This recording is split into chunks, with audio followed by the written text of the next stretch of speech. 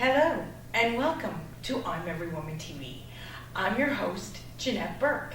For this special episode, we're coming at you from the beautiful Spadina Museum located in the heart of the city of Toronto, Ontario, Canada, to take you on our exclusive backstage tour of the post-Victorian Edwardian lifestyle, wealth, privilege, and costumes as worn by cast members in the hit British series Downton Abbey, and explore their political, economic, and social impact on women's roles, then and now.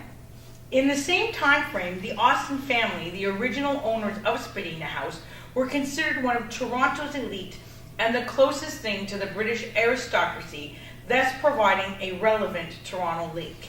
As you can see from these pictures, the sold-out tour, which ran until April 13th, included an optional afternoon tea with inspired Downton menu for approximately $65 that some of you may have been lucky enough to have purchased and seen.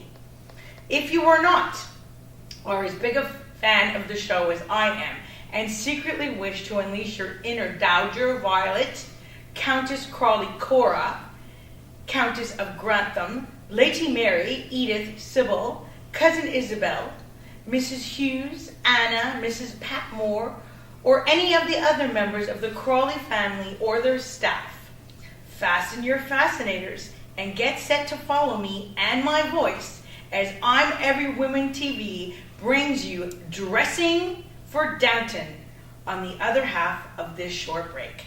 Please stay with us.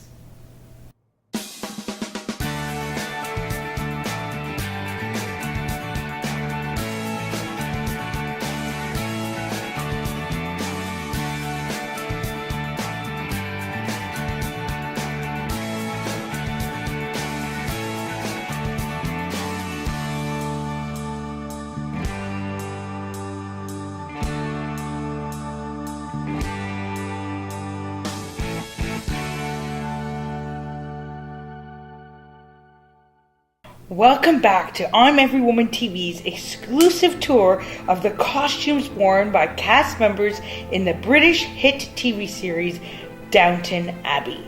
I'm your host, Jeanette Burke. Like the Austen family who resided at Spadina House, Britain's, America's, and Canada's elite sported clothing that depicted their status and made bold statements about their wealth and privilege, as well as about the political, social, and economic trends of the post-Victorian Edwardian era leading into the 1920s, 30s, and First World War. How did these fashions and trends impact women's roles in society that we still feel today? That's what we're going to explore. Starting with garments created for Downton's Crawley and Leveson matriarchs, the Dowager Violet, Countess Crawley, played by the incredible Dame Maggie Smith, and heiress Cora Crawley's American mother, Martha Leveson, portrayed by the one and only Shirley MacLaine.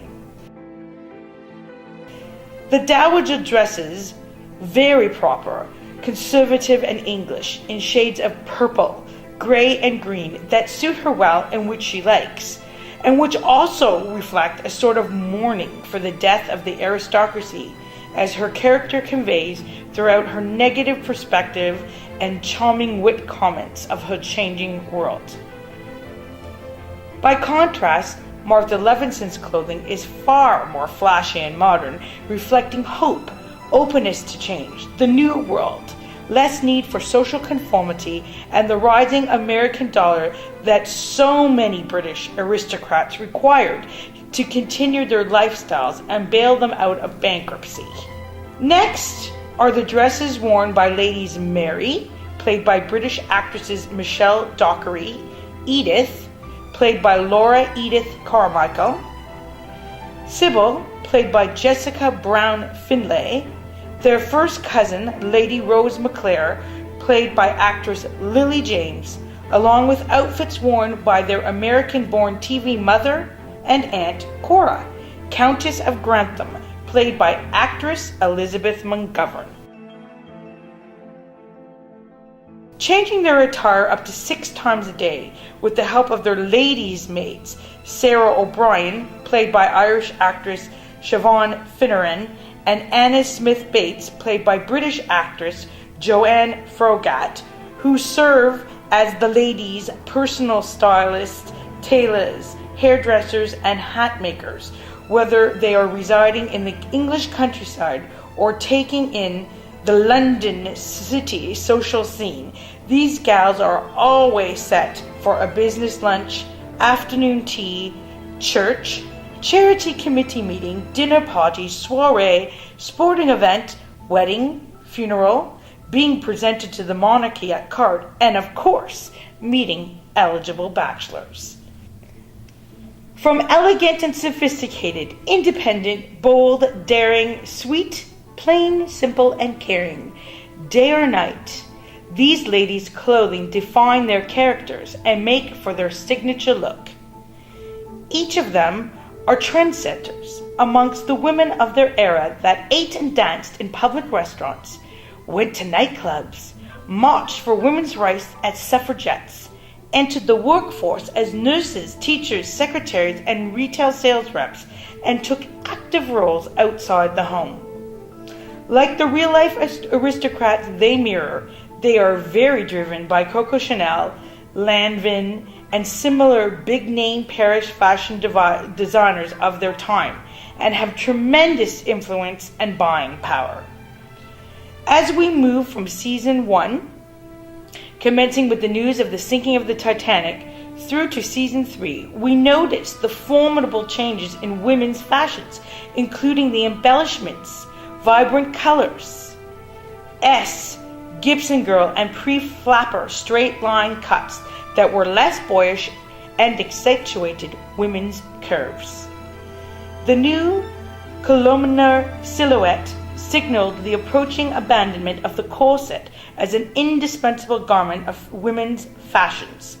Clothing became casual, comfortable, and sporty as women began participating in sports. Notice the tailor-made suit with narrow skirt and simple jacket or matching coat, high and V-neck long-sleeve button-down fitted blouse or sweater set, which also emerged to give women more freedom and flexibility. We also see the use of lighter fabrics such as linen, silk, satin, embroidery, ribbon, lace, bows, necklines, gloves, beading, buttons, dropwaist, hats to bring out women's feminine side, fur-trimmed collars, head and hair pieces, scarves, fans, jewelry, shorter hemlines, sleeveless shirts and dresses revealing women's ankles, elbows, necks, and sexuality, as well as the introduction of the harem pant, leading to wide-leg trousers to reinforce the breakdown of old social barriers. In fact, these trends were made so popular in our culture that they reappeared in new form in the 1970s, another integral decade for fashion and women's changing roles and rights. Since 2012, when the series was released, Downton Abbey fashions have influenced mainstream runways and designer collections, including Ralph Lauren, Marc Jacob, and Louis Vuitton, spanning a surge in women wanting to dress like Downton Abbey's elite and staff, both in rental costumes for Halloween, Gatsby, and other theme parties, as well as in daily attire. No wonder Downton's wardrobe room at Erling Studio, overseen by Emmy Award-winning costume designer Carolyn McCall, is such a busy hive of activity. McCall's work is a vital part of the show's success and to telling the telling of the story of Downton, keeping the costume department busy for months ahead with patterns and fittings before filming can begin. And the show's 9 million plus per episode viewers consistently glued. Historically accurate, many of the clothing the cast wear are found at vintage shops and fairs, as well as rented from costume houses. Much is also created new for the show and reused with every attention to detail. When we come back, we'll continue our Dressing for Downton tour with the men's wardrobe.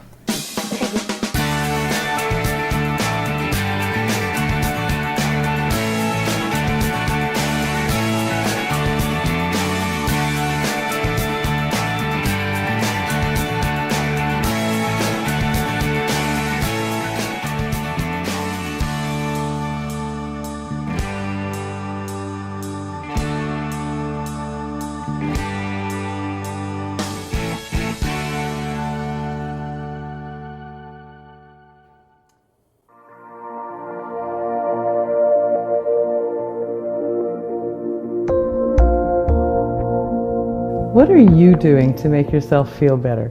Hi, I'm Tanya Christie, owner of Hand & Stone Massage and Facial Spa in Thornhill, Ontario, where we reduce your stress and soothe your aches. When was the last time you enjoyed an affordable massage with a registered massage therapist that eased your backaches and headaches, increased your flexibility, and improved your circulation? We offer so many different types of massage at Hand & Stone: relaxation, deep tissue, hot stone, couples, and prenatal massages in a warm and inviting atmosphere right in your backyard in the heart of Thornhill at Bathurst and Centre Streets. And while you're here, you'll want to take advantage of our fabulous facials. Facials are not a luxury, they are all about your skin health. Our highly trained skin therapists, using some of the best products in the world, can help reduce the signs of aging, improve your complexion, rehydrate and rejuvenate your skin, and reduce your skin sensitivity. Imagine service like this for only $64.95 a month with our complimentary lifestyle membership, and covered by most insurance benefit plans. Give us a call at 905-771-1772 or drop into 11 DeSera Drive, Unit 250, and visit us online at www.handandstone.ca. I look forward to you experiencing what personal service is meant to be.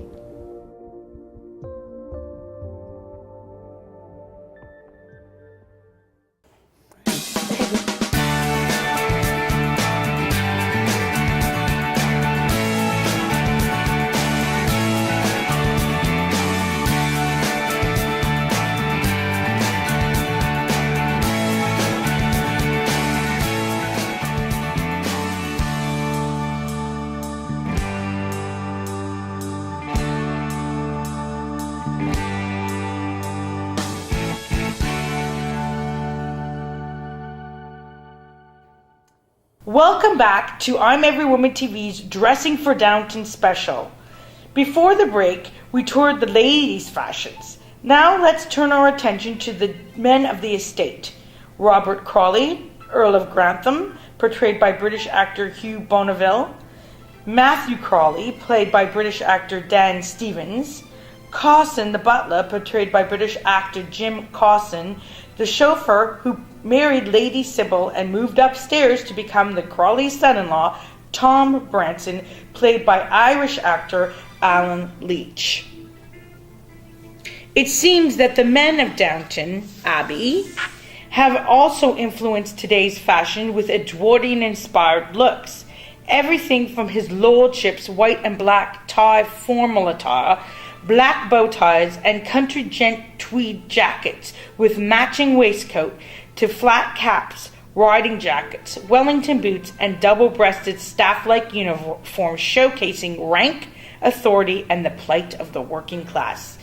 In the case of the butler and footman uniforms, we are hard-pressed to see who exactly belonged upstairs and down, as they are dressed to impress visitors. We'll be right back after this short pause to explore some beautiful accessories and the servants' costumes. Please stay with us.